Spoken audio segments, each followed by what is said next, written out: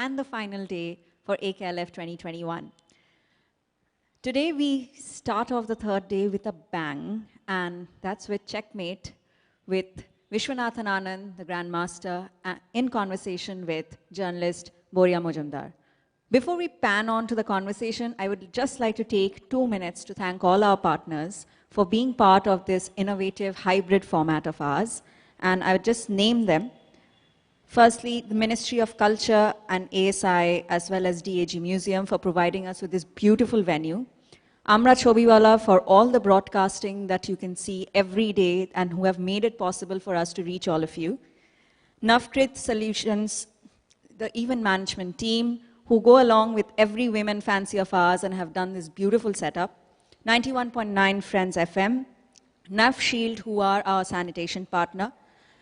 So without further ado, let us start the first session of the third day and the final day of AKLF 2021, Checkmate. Here's to you, Boria.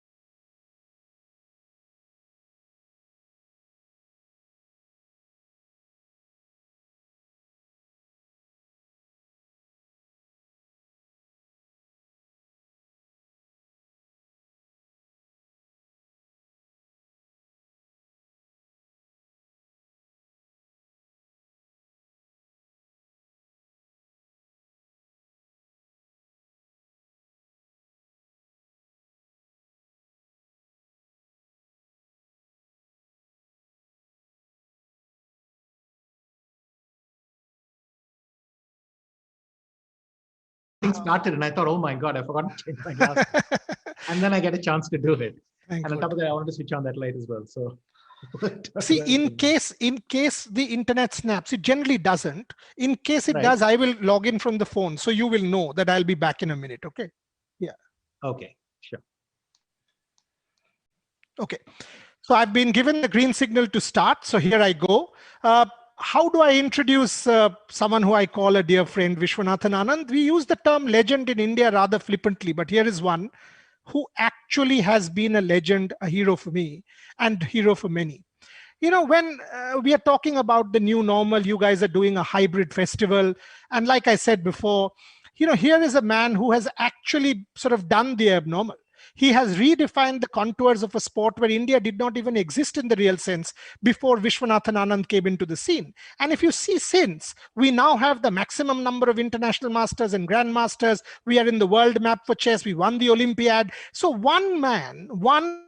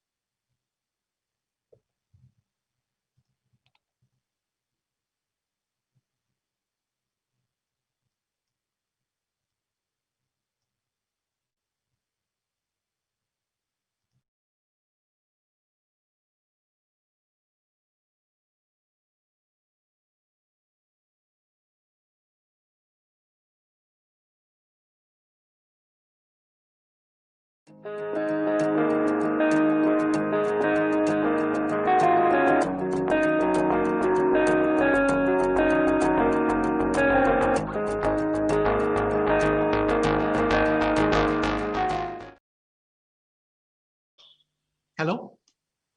Yeah, can you hear me? Yeah. Yeah. So the question that I wanted to ask you, Vishy, is, you know, obviously you have been a legend. You have redefined the contours of our sport. You have made India a chess superpower, the Olympiad, etc. But what explains this longevity? Is it discipline? Is it mental strength? Is it talent and discipline combined? How would you explain this, that you've been at the top of your sport for close to 35 years? I would say it's a combination of two things. One, the most fundamental is, of course, love of the game, the fact that, it is my passion and I like doing it. And I say that because that is the most important reason why the other things work, especially over a long period of time. When you need to keep coming back to something again and again and finding new ways of doing things, it helps if you have that head start. The second most important thing is that whenever I had a setback, I would go home disappointed, just like everyone else. I would struggle with all that. But then I was willing to re-engineer whatever I needed to do, change whatever I needed to change, and come back and try again. That willingness to adapt and learn, if I can say so myself, I am pretty flexible in these matters, and I've also gotten better at that. Not being too principled or dogmatic, but understand your proper place in the world and how you must adapt and change sometimes, not always, sometimes. And I think it's this combination of factors: this willingness to change and learn, and the love of the game. Probably the most important things. Okay. You know, if any of you read Mind Master, and I would recommend it for all of you, try and read it because it's actually a fascinating insight into a champion's mind. Vishy, why at 50? Why? I mean, was it conscious? Why not earlier? Why not later? Why at 50? Is it because that at 50 you thought, okay, fine, now if my opponents want to decode me, I can give some secrets away? Why at 50? 50 was better than 48 and 49. Let's put it that way. Achha, yeah. Okay. I mean, it could have happened earlier. And there were attempts, but somehow it didn't happen. And I didn't mind too much. Okay. But when the proposal came again, and we all realized, wait, this is a good thing, then 50 beckoned, my 50th birthday beckoned. And we thought, well, this is too good to have. Such a perfect deadline that we've got to try and make use of it. And that helped us, with the time pressure, if you like, to wrap it up in essentially 2 years. And, having read the book multiple times, we've done quite a few literary festival sessions together. The good thing about the book is the candid openness that you talk about. There are these witty places. So tell me, you have encountered failure also. You have encountered success.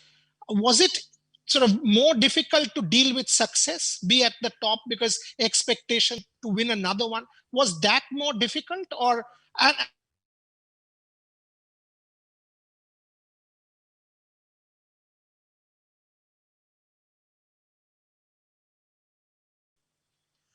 Um, I think the best way to look at it now, after all these years, is that success and failure, just like the waves, it's the way the world of sport works. And you're going to have a bit of one and the other. And just like failure is often what happens to you before you take the necessary steps to correct yourself, recalibrate, relearn, and then come back stronger. Success is often something that comes right before a future failure. You get confident, you relax a bit. Neither is, an act of indiscipline. When you're successful, it's human nature to want to enjoy it a little bit. And even if you keep reminding yourself, no, I shouldn't, subconsciously you relax a bit. Failure has the opposite effect, but I would not, you have to fail despite trying not to. You can't fail for the purpose of improving. Sure. But it's just, like I said, it's really part of a cycle. Having said that, at the end of a crisis or a long, difficult streak, when you get that one unbelievable result, which seems to open everything again, those are the moments you live for. For me, in the book itself, there is Prague, there is Hanti-Mansisk, and there is Riyadh. And each one, the joy of success is magnified so much at that moment that those are literally the moments you live for. So two things I want to go to. One, to the championship against Kramnik, to the one against Gelfand. And, to win when you are not at your best, according to me, is quite extraordinary, because to sort of still dig deep and get a result out when it's a tough one. So it sort of tell me more about 2012, because not everyone is extraordinarily talented, but to be able to still pull out a victory being sort of attritional is actually a story I love so much. So can you tell me more about 2012 first? 2012 was my third match in a row. So I played 2008, 2010, and then 2012. And in a sense, it's harder, or at least in my case, it was harder to bring something entirely new to the table, like I could do in 2008. In 2008, it was my first match after 13 years. We couldn't capture that emotion forever, though we would have loved to. The sheer creativity I remember in 2008, getting ready for the match, the anticipation, just the amount we were willing to gamble and risk and so on. It's hard to conjure that up by process. It sometimes has to happen naturally. Then 2010 was already an attritional match, where I was playing someone who was very strong on his own, and he was playing on his home turf. And there was this volcano, there was a lot of setbacks and so on. But maybe Gelfand was the hardest match of them all, because with Topolov, I still had the feeling if he goes ahead, I will have a chance to fight. I will have a chance to continue fighting.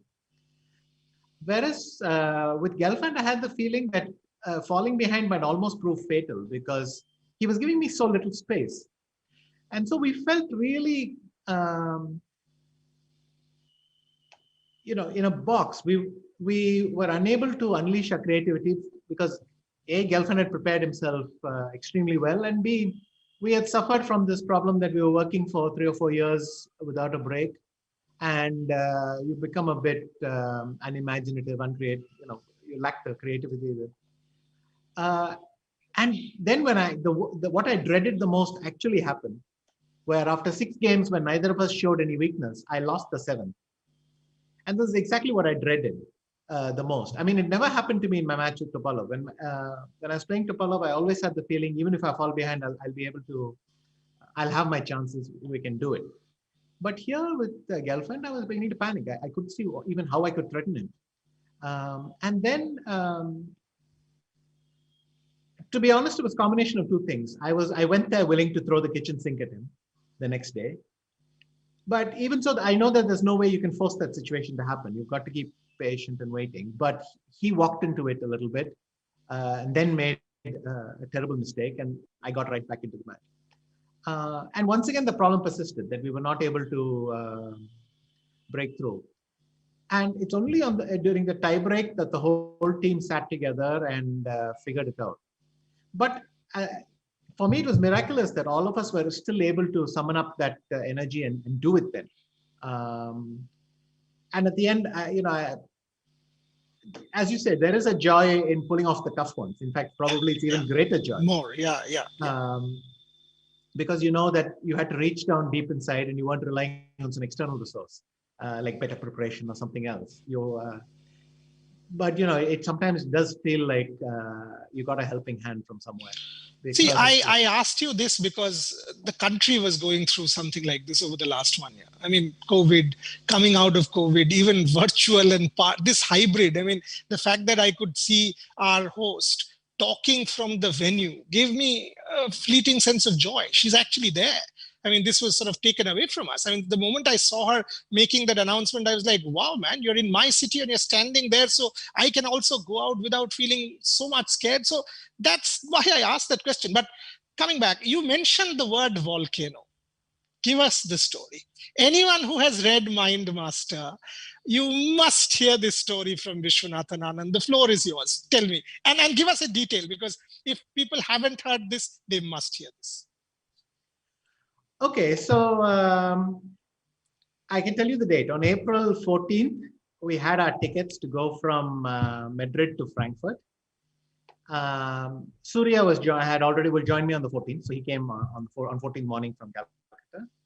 And then my German trainer was obviously able to come very comfortably.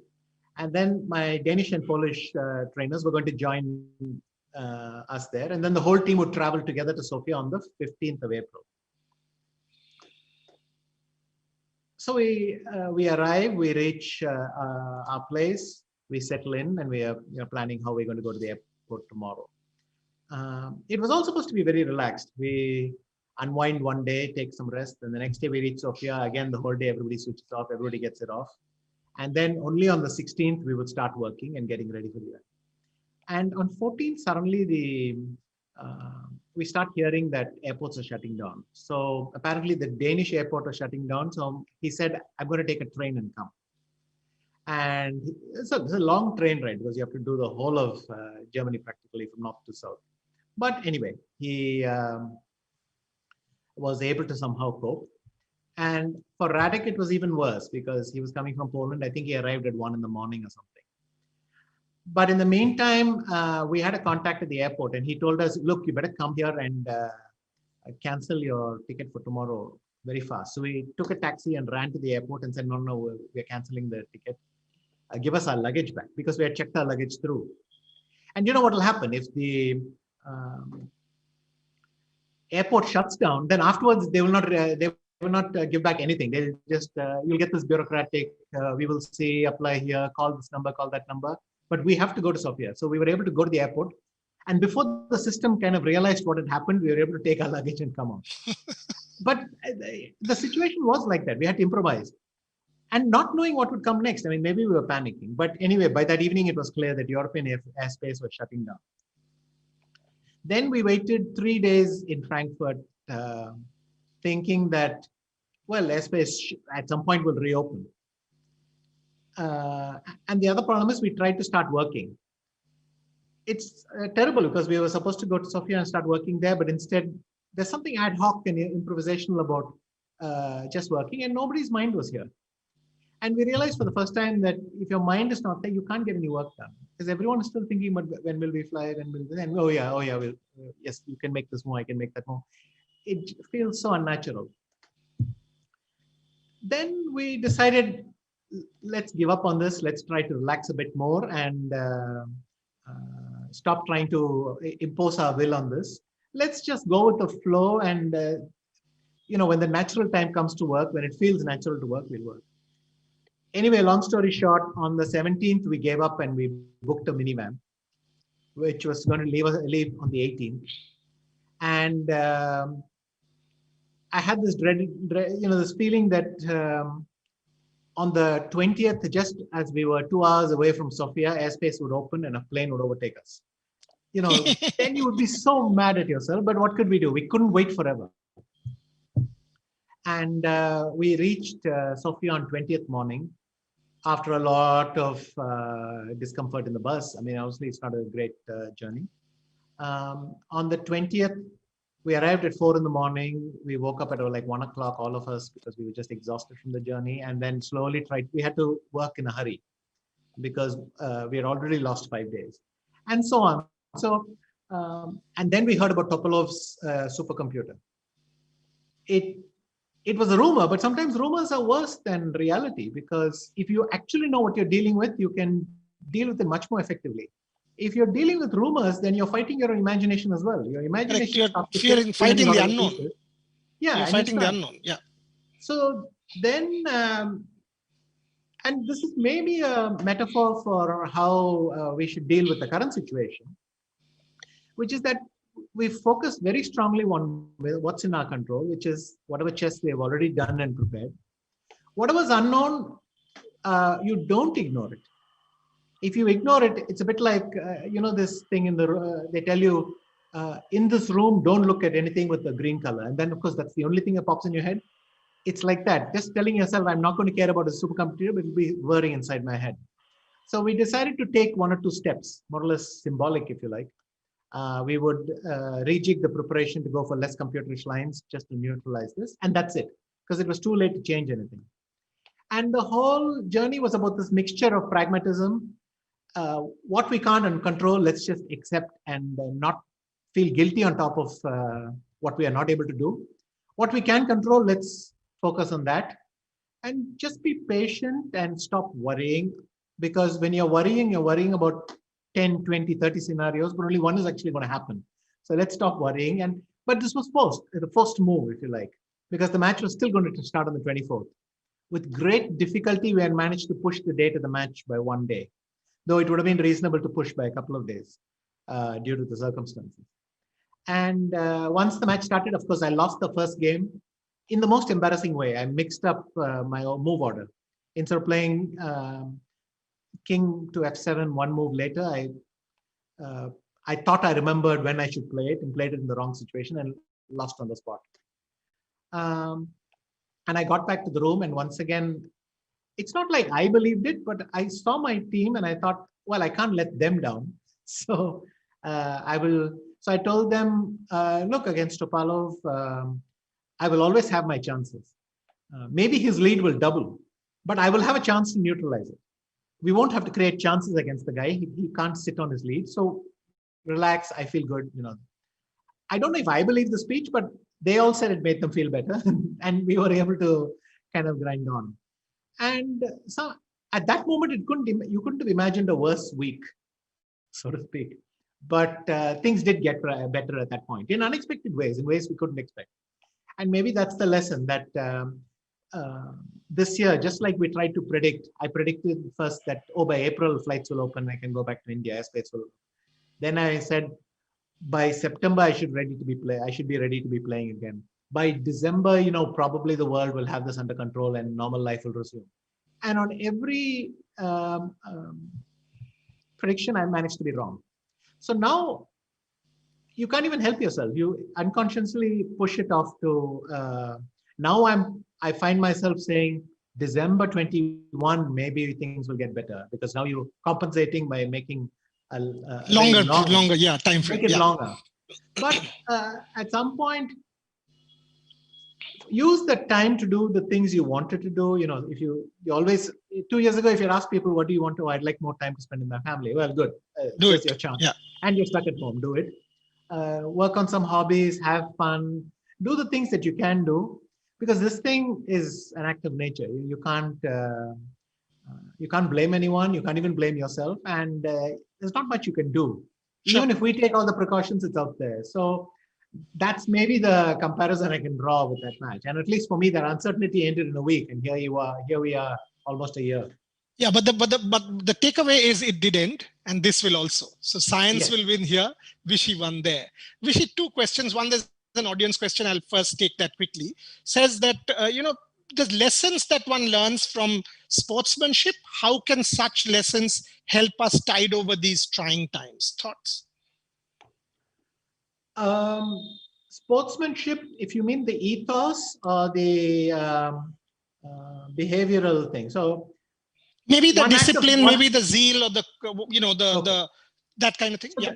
Anyway, so they're both useful to learn. I mean, in chess, for instance, we say that you don't get extra points for defending accurately to move 72, blundering on move 73, and losing the game, or losing the game on move 30.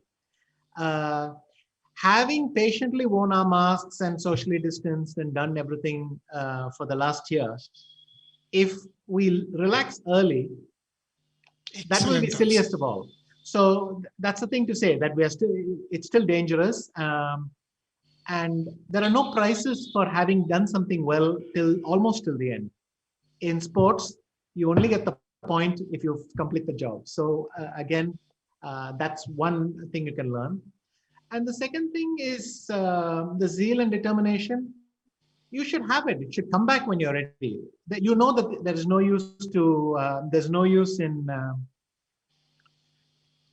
no way I could have maintained my concentration or work ethic for a year. This year, quite often I've had to let go for a couple of weeks and just enjoy myself and come back to it. Also, without any immediate tournament in the future, how do you maintain that discipline?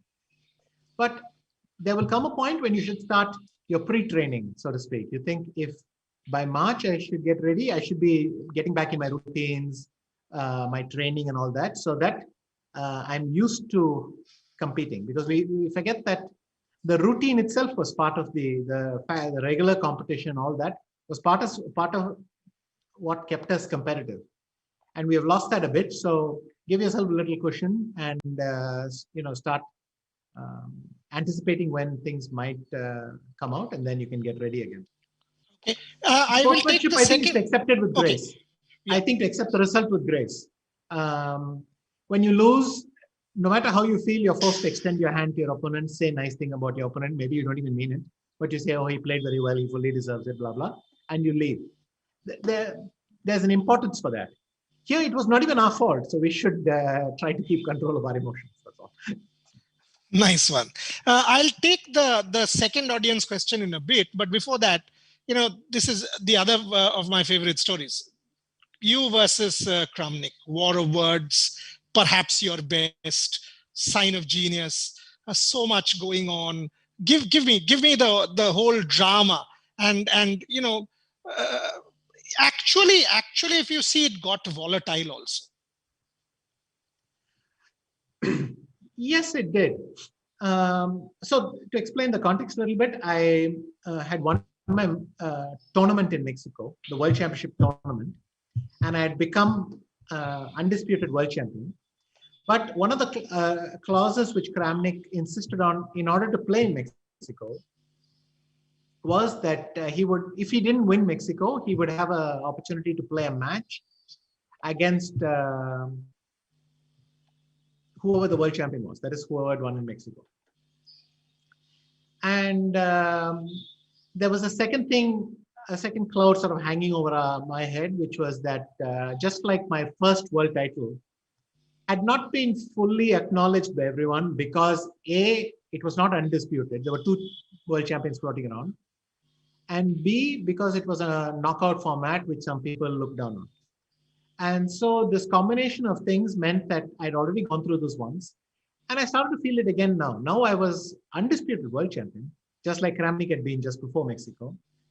But now a new line of arguments started popping up, which is, hey, but you didn't win it in a match. So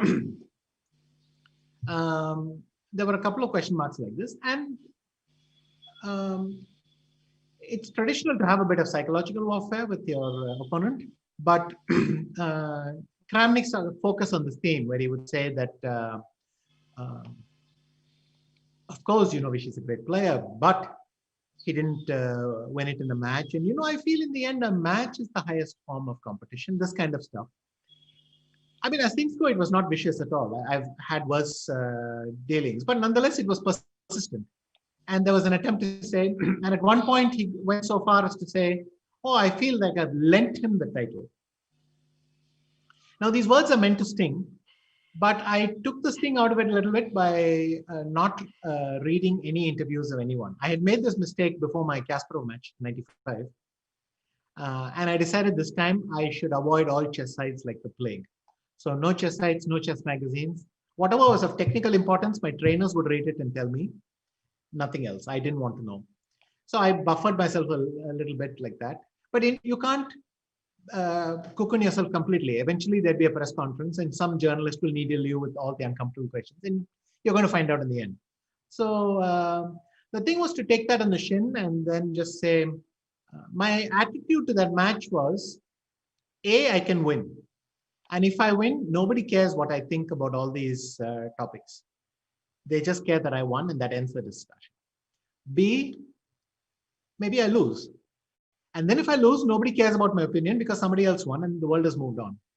So my general attitude to that match was to keep imagining scenarios where I lost the match and to just tell myself, fine, life goes on. I was world champion. I will have played a good match and let's deal with that and win. And trying to block out what I was getting from him. And in a funny way, as people might find out in the book as well, in the Topolov match, Kramnik offered to help me as my trainer. So just 2 years later. So things change also. I'm glad neither of us allowed the tension we expected during the match, the rivalry expected during the match to affect our overall relationship, and we managed to transition well. And to this day, he's one of my best friends. So it's nice we were able to manage that very well. I mean, compare this with Kramnik and Topalov, who have not spoken to each other since 2006.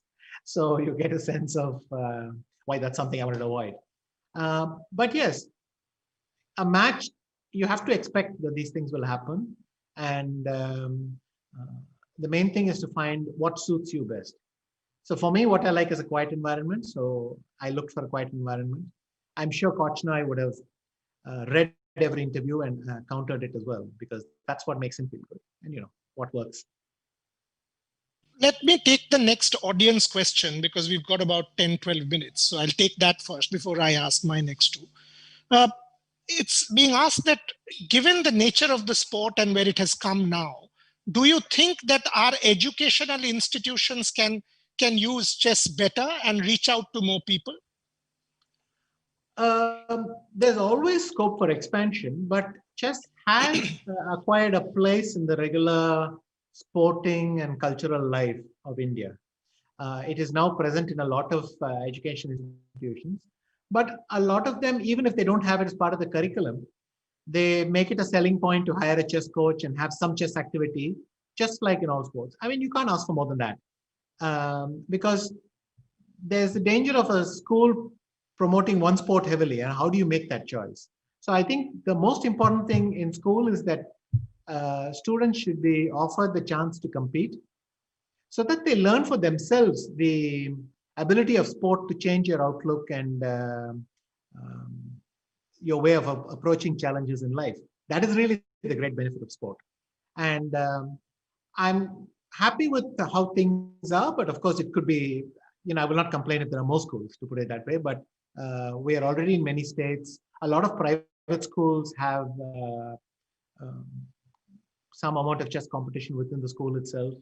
And nowadays, online growth has been so big for chess that at the moment, every young person has a chance to get connected to chess very easily. Okay, there's another one I see, so I'll take that quickly. Do you think the lockdown increased the popularity of indoor games, especially chess? The lockdown definitely increased the popularity of chess. I mean, this is more or less a well-known statistic. I'll give you two things. 62 million people watched The Queen's Gambit on Netflix worldwide. And a similar number, I think something like 60 or 70 million people now subscribe to chess.com, the biggest chess playing website. So, I mean, these twin facts show that what happened this year is that a lot of people who connected with chess at some point in their life, maybe they learned the rules and then left it for many years, or they had this desire, oh, one day it'd be nice if I could learn chess, but they never found the time, discovered that they had the time finally to reconnect with chess, and it's one of the few things they could do easily. And I mean, millions, and by now it must have accumulated into billions of people have played chess this year or last year. So it has definitely increased the popularity of chess. I can't speak of indoor games in general, but I would assume the same reasoning Must be. holds. See, I will tell you my own thing. I mean, every afternoon, this is the time between 1:30 and 3:30, my daughter and I are here and we play chess. So, yeah, I saw and your it's a ritual. I mean, we play every day. So the deal is she can't lose. So we will have to have a draw, because if she loses, she will start shouting at me that I can't, but that's okay. But we play seriously. I mean, to the extent that both of us can. Mm-hmm. And that has now become a feature of the last several months of lockdown. And it's now become addictive. So both of us come up, no disturbance from her mom. So because chess ultimately is a game that one looks up to. So I will say Viswanathan Anand. So I'll put you in front. So Shormishta will not say a word to Aisha. So you are the sort of thing that, oh, you see, Vishy plays, now you keep quiet. So it's become part of our lives. Having said that, next question. Now you're going to be on celluloid. How does that feel? Film on your life. Well, it's the next new experience, the next new frontier. A book was an interesting experience because you're forced to lock in. I mean, when you talk, you can always go one sentence further and clarify, and you can go one sentence further and clarify. But in a book, you have to lock your thoughts at some point, close it, and decide what goes in, what goes out, what you want to focus in that. And I say that as a team, we were able to approach all the angles that would be necessary, and hopefully that's made the book more complete, more interesting. And I think celluloid is the next frontier for me, because in the same way that you have to decide how much what is it you want people to know, what is it you want to share in a book. Now you also have to think, what will that look like as an image? I mean, as a movie. It's one thing to have it in the book, but this will be, again, a very new experience for me. I'm excited about it. And at the same time, I must say I'm nervous, because that act of finally watching it on screen is going to be funny. I don't know how I will react to seeing myself on screen or portrayed on screen. We will consume you in a different way. So consumption patterns will change. Maybe, I mean, in 2 hours, you have to get so much in. So what stays in, what stays out? These will be creative calls, obviously, by the director. But will there be a cameo? Will Vishy Anand play Vishy Anand even for a minute? I would say we have not, I'm not opposed to it, but we'll have to see how the script goes. And the other thing, of course, is I think that who produces and directs the movie, they will have to see how to make chess understandable to the audience. So I may have a story, but how do you put that out in a way which is both accurate and easily understandable for a layperson? So that's also going to be very interesting, what they leave out and what they put in. I mean, a lot of what seems important to me, they may have to leave out and then focus on other things, but it'll be fun. It'll really be fun. Last few minutes. So what's the future? Because you've clearly sort of led the revolution. There is a revolution, and I use the term consciously from the time you took sort of 1987, that Junior World Championship, to today. India is a chess superpower. We won the Olympiad and all of it. what's the future? How do you see, will there be a next world champion? I'm not saying there will be another Vishy Anand, 5 times, etc. Different, and everyone's different, but will we have to wait for so long again? Or given the kind of talent that we have, and I don't want you to name whether it is, Pragyananda, etc., Nihal Sareen, all of them, do you see another world champion coming in a shorter duration?